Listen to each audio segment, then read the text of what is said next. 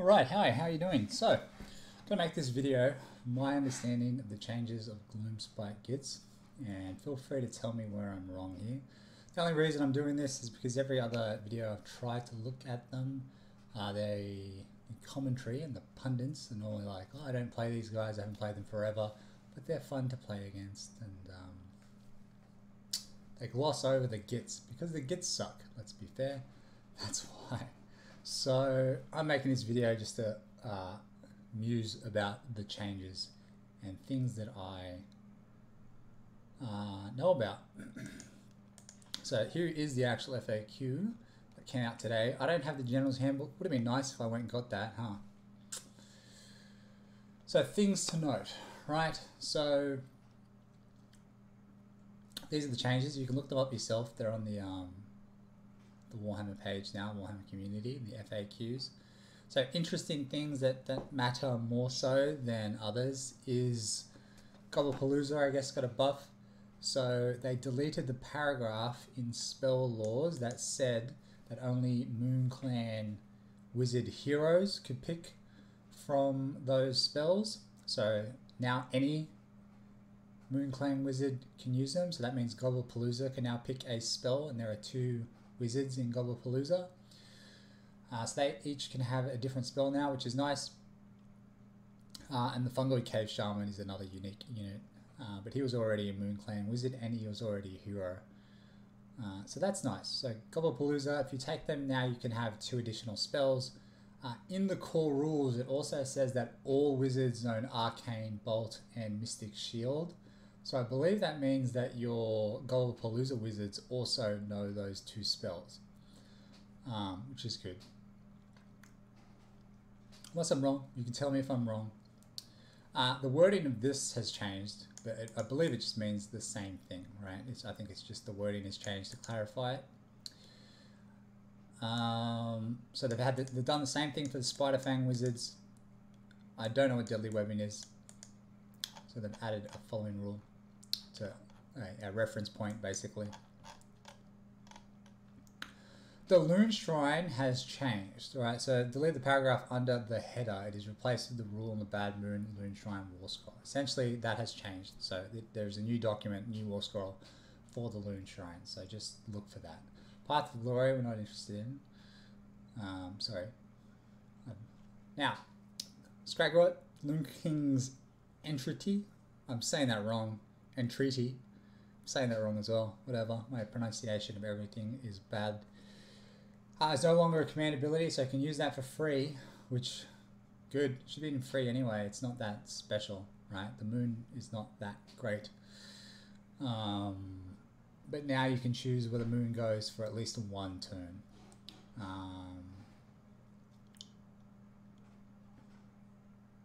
You have to choose before you roll the dice, though. So there's that.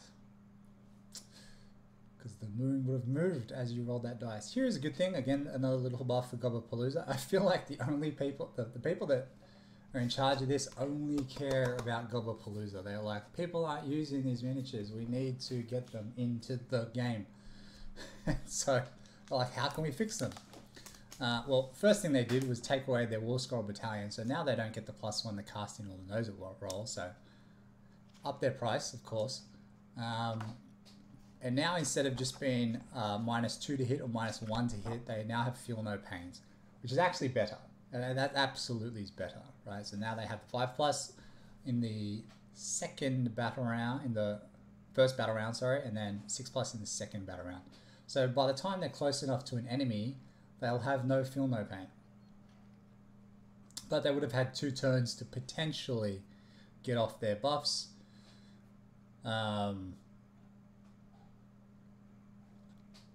And they have the extra spells, right? So that's fine, right? They're extra spell casters, but 190. Page 89, Loon Boss, Stab 'em Good. What has changed about this? They've added the word friendly. Because it was confusing before when Gloomspite Gitz players played other Gloomspite Gitz players. They were like, oh, you called Stab 'em Good and you picked your model, so that must mean that I get that as well because you picked your model. Oh, very confusing. Let's fix that.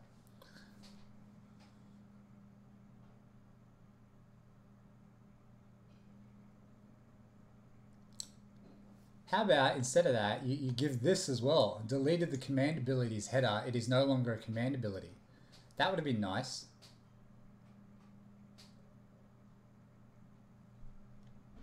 Say all units wholly within 12 on a roll get the Stab 'em Good perk. Because the loon bosses aren't very strong. They don't have feel no pains. They can be sniped pretty easily. Like, come on, guys. Come on.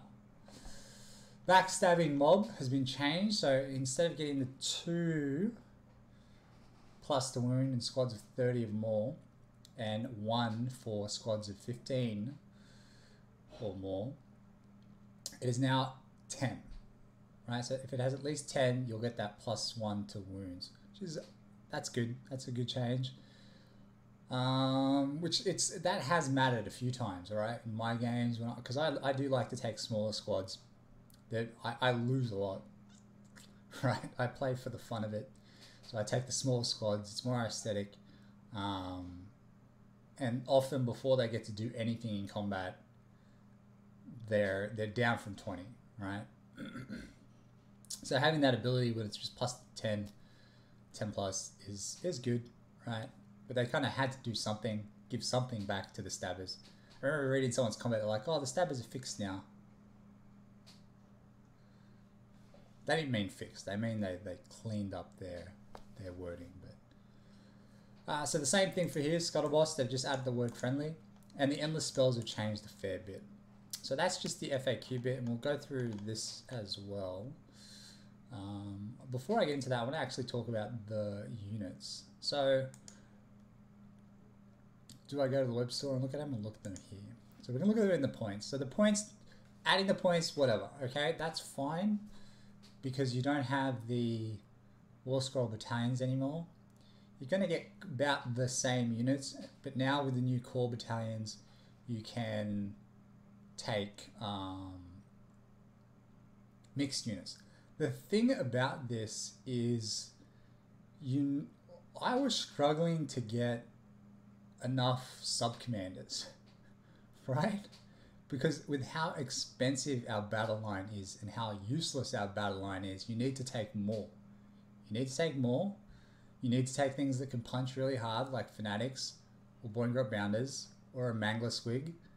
And once you've done all that, you can't fit in more sub-commanders, which means you can't really get the good battalions. I mean, I need to work on my lists, obviously. It hasn't been out, the new points haven't been out for that long. But yeah, I'm finding it difficult to get, because what I want to get is the Warlord Battalion and the Command Entourage Battalion. I think I want those two, because you get an extra enhancement and a free command ability, and with the Command Entourage you get to choose an extra enhancement or another command ability. So you would take the extra enhancement, because the general command enhancement, like the core battalion one, you can get a 5-up feel no pain. The Gloomspite Gitz one is a feel no pain only for mortal wounds, which I didn't read that properly until like someone pointed it out to me, so I felt like an idiot. So the general one for the core rulebook is better. I need to double check. It's double check it, but I think it was a feel no pain, not just mortal wounds. I could be wrong. Losing the Moon Clan scrap was a massive thing, but it was just like you basically had to play Moon Clan scrap. I bought all the miniatures right before the new edition to get the Moon Clan scrap, so I don't get the benefit anymore. But the main benefit was the fact that you were not affected by Battle Shock while in the moon. That's not a thing anymore, right? So you'll take that Battle Shock now, and you get to reinforce a whole squad, right, with Skullmock Horde once per battle.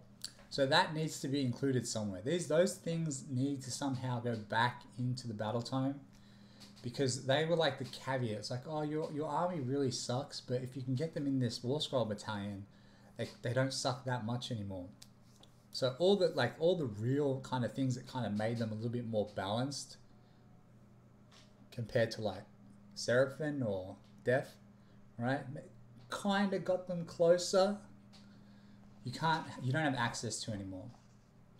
And people will play match play. You're like, oh, you just play the other version where these guys, instead of being here, are up here now. Like, really? Like, we get slaughtered enough as it is. Come on, guy. Come on. So the points, the biggest issue with the points are the stabbers and the shooters, right? They are so underpowered for their price. And, you know, I listen to people from other armies trying to justify why it's okay that their thing that hits twice as hard and has, you know, does way better job. They're basically twice as good, cost about the same. It's because they've got less models. When you kind of take into account their ability, their dice rolls, that's the most important thing. Unmodified, like they don't have any additional enhancements. Our stuff is just terrible. Terrible. And for the price, it's really not that good. If you want to have less models on the table, I'm 100% for that. Just make them better. Make the stabbers better. Make them better and then put their price up again. Whatever, that's fine, but make them better. Don't have a completely useless unit cost the same as something that is just double. Just much better. So for instance, I think in City of Sigmar, they're spearmen, 2-inch range. So if you're going to compare 2-inch range to 2-inch range, you'd be comparing the poking sticks, right? They're like 3+, 3+. We're 5+, 5+, 4+, I think. 5+, 4+ for the 2-inch range. 1 damage, no rend. They have rend if they don't move, so they won't have moved in the second fight. Well, but they have 10 models. Oh, but they have the better save, and they won't run. So the cost the same. I don't think it's. And I'm not saying make them weaker, and I'm not saying change them at all. I'm saying make the stabbers more balanced, right? Make them better, put their cost up, or put their cost down and leave them as they are, right? But you can still buff them, right? But you can't just buff them as well as they used to be. The big loser, I guess, from points, yeah, I think is still the stabbers. Everything else is kind of the same. So if you want to talk about these different units, I'm going to talk about grots because I have grots. Because they're the ones that kind of suck so much. You could say that shooters, oh, well, you know, they can Overwatch. Their Overwatch is 5+, 5+. That really sucks, right? So that's not a good thing. Overwatch, the rule Overwatch kills fanatics.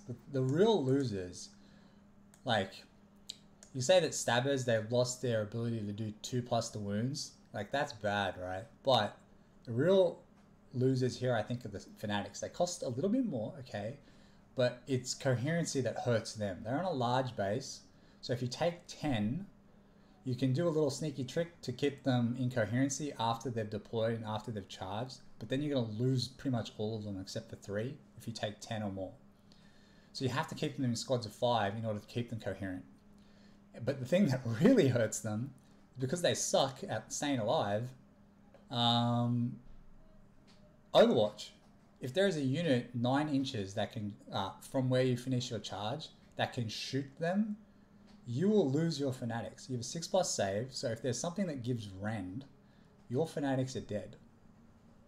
Right? They are not going to get in. And so their random roll for damage, you lose 2 and then you roll 3 1s. You get 3 damage.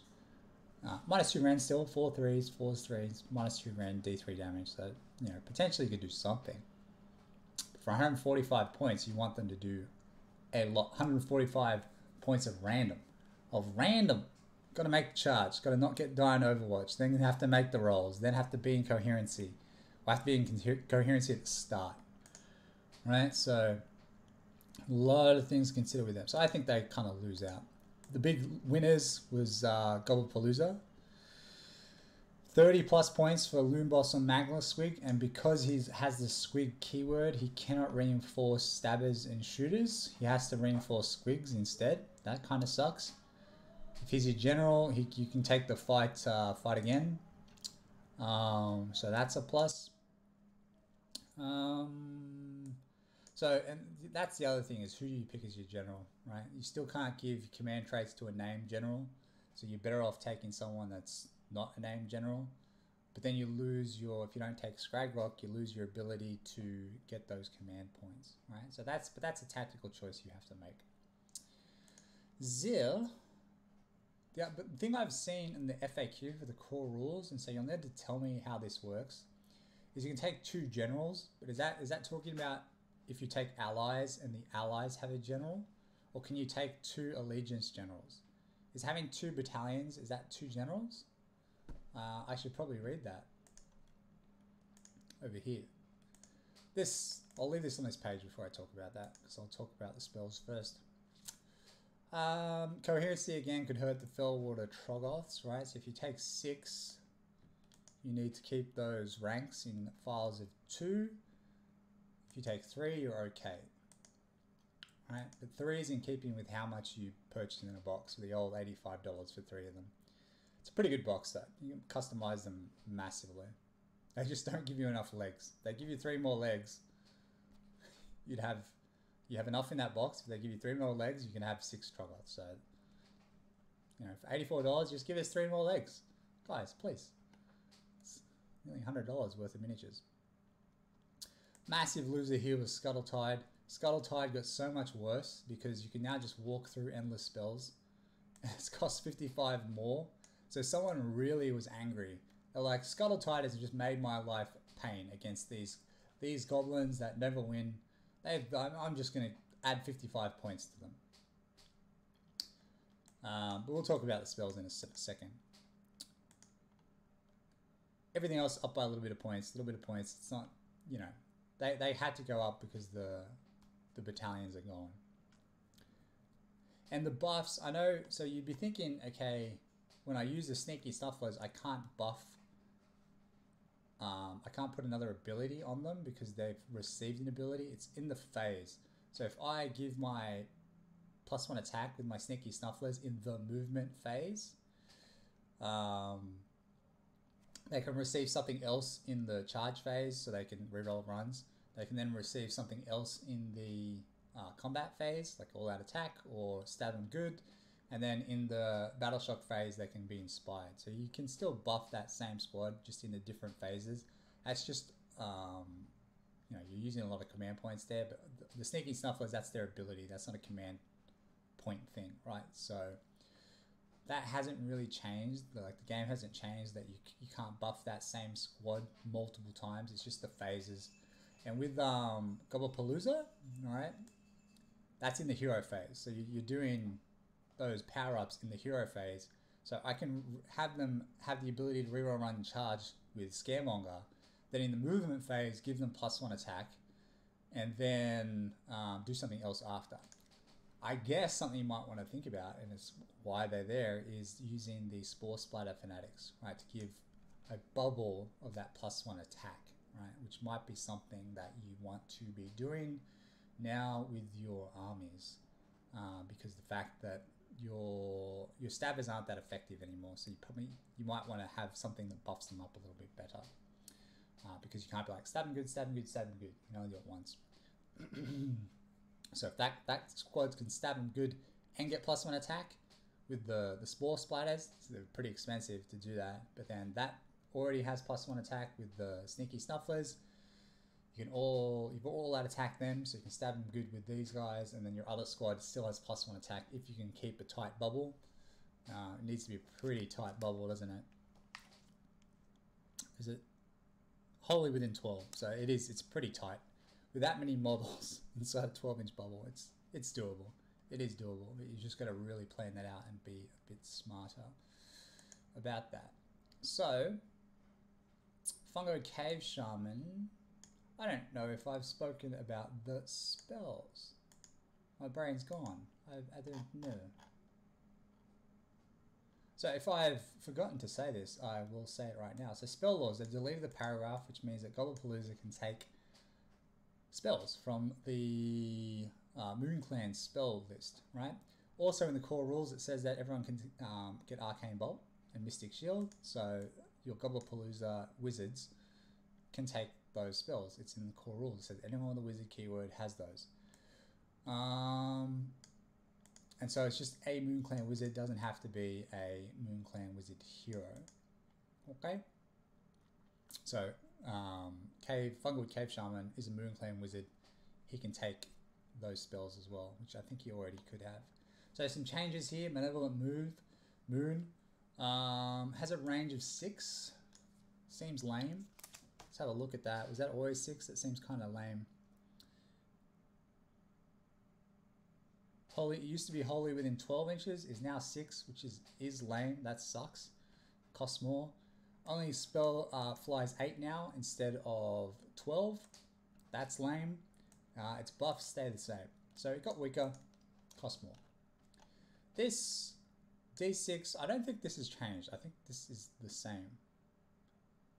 So 6 and then 6d6, yes. And then within 8 inches, I'm pretty sure that's the same. I don't think this has changed. You just added pictures. This guy is a loser. He has lost out. Instead of, I mean, I guess it's a point of perspective. I think his +1 to casting, she, it's a pot with legs. It lost its +1 to casting and unbinding, right? Which was really good. That was really good. I could outcast Nagash with Scragroth when I had this and Nagash was in the moon. It was such a big boon and it was worth it, right? To have it all the time. Even worth him taking D3 wounds if I didn't have something nearby. It was worth it. Having access to all the spells, it's okay. It was that +1 to casting that was good. Now you can have reroll, dispel, unbind, and casting, which is, I guess that's good, right? Would you have preferred the +1? I don't know. I think the +1 is better, personally. That's just me. Now, here is the thing about this. So, the Bloodslither Pact stays. The thing about this is, at the start of every hero phase, your opponent can choose to dispel that cauldron. At the start of the hero phase, you're to take D3 mortal wounds. So, I guarantee there is a prick out there who is like, no, you need to take the wounds first before I dispel it. Because what happens is the dispelling phase starts with the player's turn. So we get around back to your turn. And so you then get the choice to dispel, and then they get the choice to dispel. Right? Then do you take the D3 wounds, or do you have to take the D3 wounds, then you get to dispel, then they get to dispel? Right? Because it all happens at the start of that phase, and then they're just like, oh, you just have to go in the boop, boop, boop. Right? So, and it's linked, it's not predatory.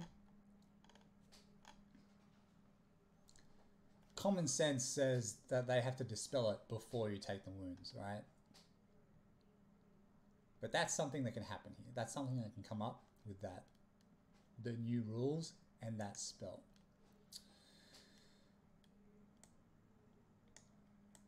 Also, the thing is, it's treated as a single model. I didn't know if that was there before.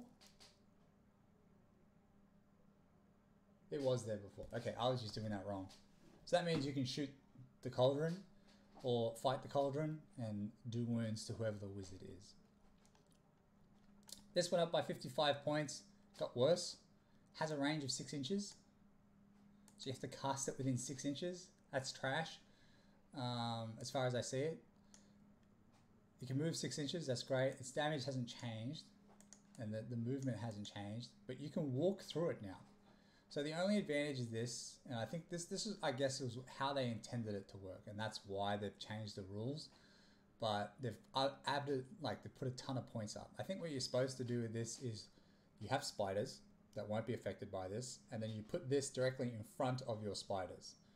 Right, and as a result, the enemy cannot charge because they have to clear the base of this model and be within outside of 3, or no, within charge, right? Charge through it and have enough space in between your model and this. So 1 inch from all your models. So the only thing that could get through that is something with a 25mm base to attack you. Everything else would have to stay outside of that. So you could still wall things off with Scuttle Tide. Just seems really kind of a niche point time. And so can you cast that in your... No, so in your hero phase, you would have to do it. So you couldn't be like, during their phase, oh, I'm going to cast that to protect yourself. And also they can dispel it in their hero phase. So you would cast it beforehand to put up a little wall. And then they would dispel it and then charge you. Right? So, yeah. It feels like you need to kind of project out with it. But it's definitely not as strong as before, because now it's 6-inch range. It used to be any trees. You just like, there's some trees over there. I'm going to cast it from that trees, right? And then, so that really annoyed someone. They added 55 points, and now they've made it way, way weaker. So, good communication by the designers here. Here, so I need to find where the Garrison Rules are. I think it's up here in 7.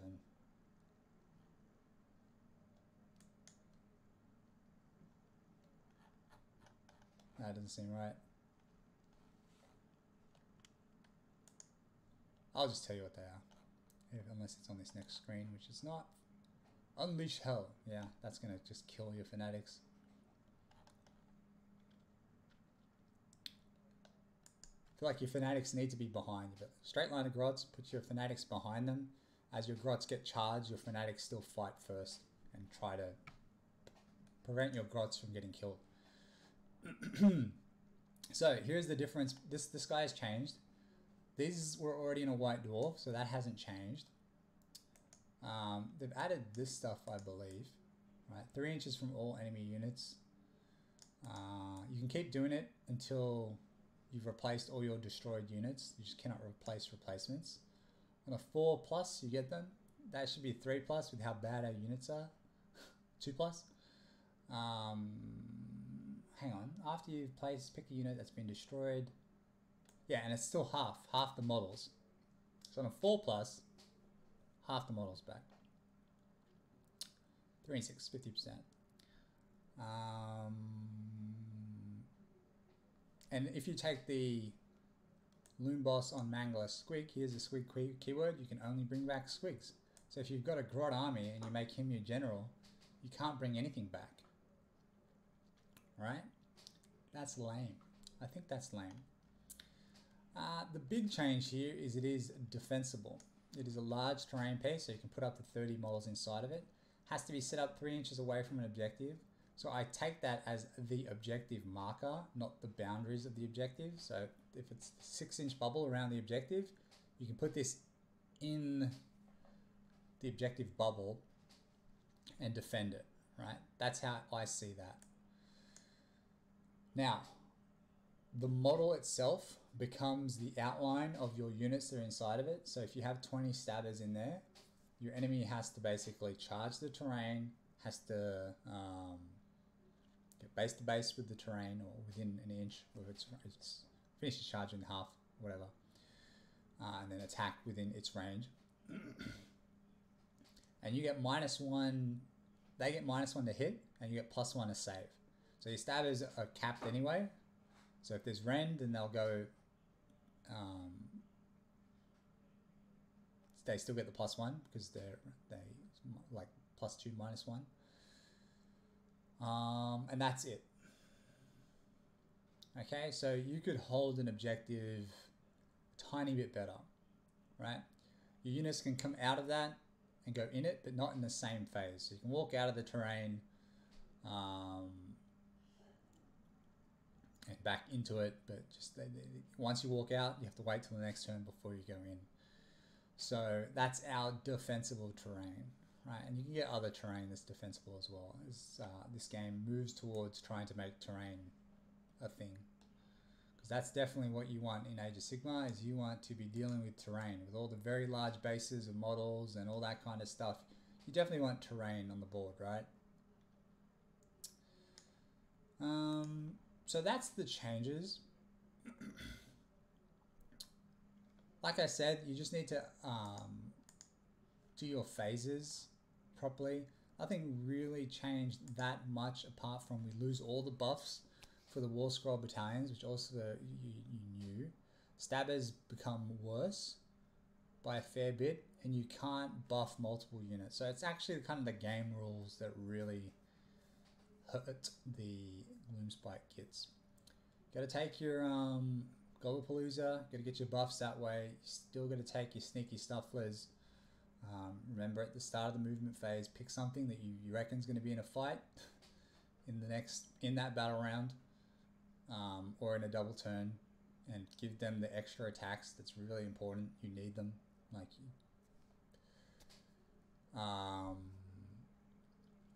hopefully they don't get shot to death, as they do. They normally just get wiped out immediately. You can take a mixed army, and your drop size doesn't matter, because it's still a roll off at the beginning, so that's good, right? So I like mixed armies, so I would always take one, and I would lose out because I always had to go second. Always had to go second, so I would struggle to get into the game from the beginning because I'd be losing stuff right away. I'd always kind of be out of position, and plus I don't play very tactically. I just play for fun. I like just throwing the goblins in there and seeing what's happened. Looking at Molog here, I think Molog's underrated. He's pretty good. Madcap Shaman, is that right? I don't think that's right. I thought Madcap Shaman went to 85. Did I change this? Web Spinner Shaman went up to 85. Oh, okay. So I was giving my Madcap Shaman 85. That's good. I was sad that he went up. I'm actually also sad that the Loom Boss went up by 5, because they were small units that could fit in with the gaps. Because I feel like with this army, what happens is you build your list and you're always missing out on a little bit of points, because you kind of have to take these very expensive battle line, and you have to take multiples of them. I think with your reinforcement rules, so that'll be another thing that has changed. So you get 4 reinforcements if you didn't know that. Surely you did. So only your battle line can be reinforced twice. So the same unit can be reinforced twice. So stabbers, shooters, and squig herders and squig hoppers, or any of these other battle line, depending on your heroes, they can be reinforced twice. So I could take 60 shooters, but then I only have 2 reinforcements left. With Boingrot Bounders, if you take them as 10, same with like the fanatics, because they have large bases, you need to have them in coherency. So it means that second line is going to lose out attacks. So if you go into a charge with your Boingrot Bounders and you take them in as 10, you're going to lose them in coherency when you start losing models. In order to get that like Alpha Strike, mortal wound damage. So you're best to take smaller units and just, hit that same thing with 2 squads instead of 1. You still get those dice rolls before the fight start for the mortal wounds, but then they stay in coherency, and you get all of your squigs in 1-inch range. Like your poking sticks already have the 2-inch range, so that's fine. But if you have ranks of 2, you're losing out on mount attacks, and the mounts are the good thing in our army, right? Our squigs are our best thing, so you want your squigs in the fight. I feel like I've missed stuff, right? This is the second time I made the video to make it shorter, because the other one was just too long, and it was just me for 17 hours complaining about the price of stabbers, because they suck so much compared to everything else that's comparable in every other army. Like we are overpaying, and they're just so much weaker. And I am accounting for unit size, and I'm looking at it reasonably objective when I think about that, and I really think they are way overpriced for what they can do.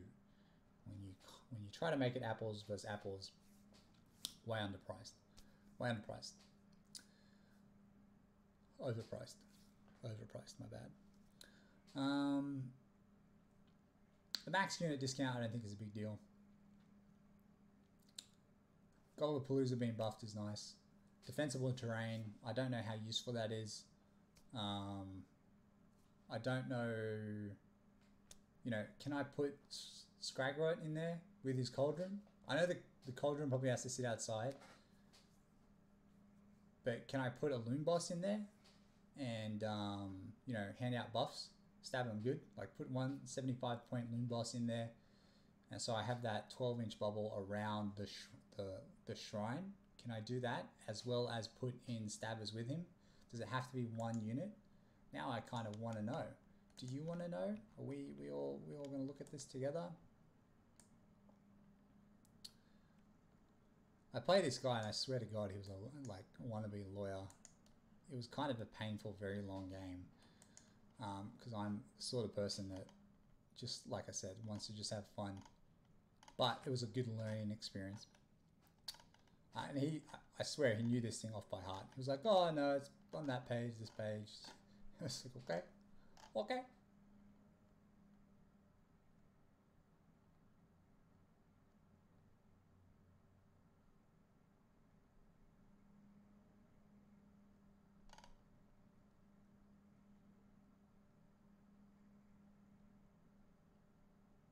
Right, so the objective is the whole...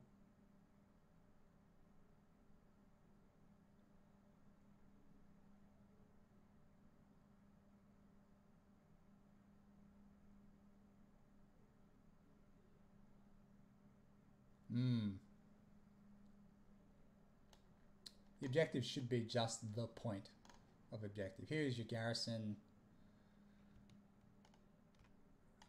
It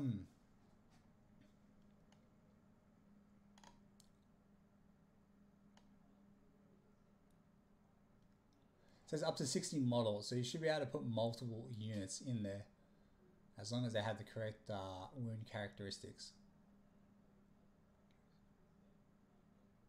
So you should be able to use the model, and then that's useful for me because I like to keep Scragrot around there, so I could put him inside there, and then a lot of the casting is, are you visible?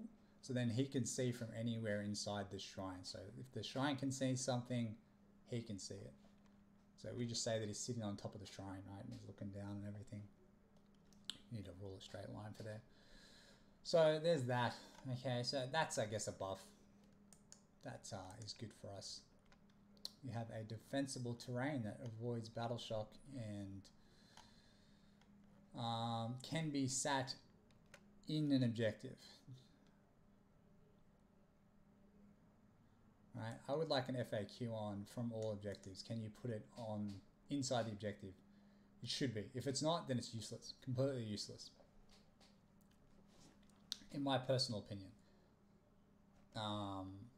It's not useless, but like you would have to get out of the objective to a. For us, it would be nice, but then like you need to think of it from other armies' perspective. If they could garrison something inside an objective, you just would not be able to take it off them. Against a goblin, you would. Yeah, so is it the whole objective? Someone tell me in the comments. I'm sure you'll be able to tell me. You guys are more intelligent about this than I am. That is it. I don't think I think I missed a ton of stuff. I didn't really talk about all these things, and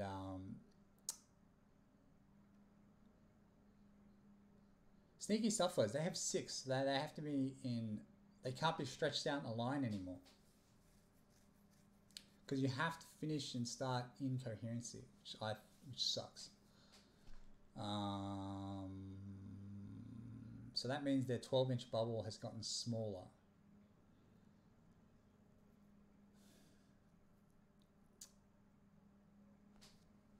I wonder if they... Oh, they definitely won't change base sizes. They don't care. Like, honestly, by the time they start changing things at Games Workshop, they'll be like, oh, the new Gloomspite Gitz army is called the Gloomspite Gitz. And they've changed all the bases, and it's a new game. Age of Sigmar. So that stuff, these issues aren't going to get changed. Although they did change the base size, I think, of the spells. Alright, so Benevolent Moon is 60, Mork's Mighty Mushroom is 50.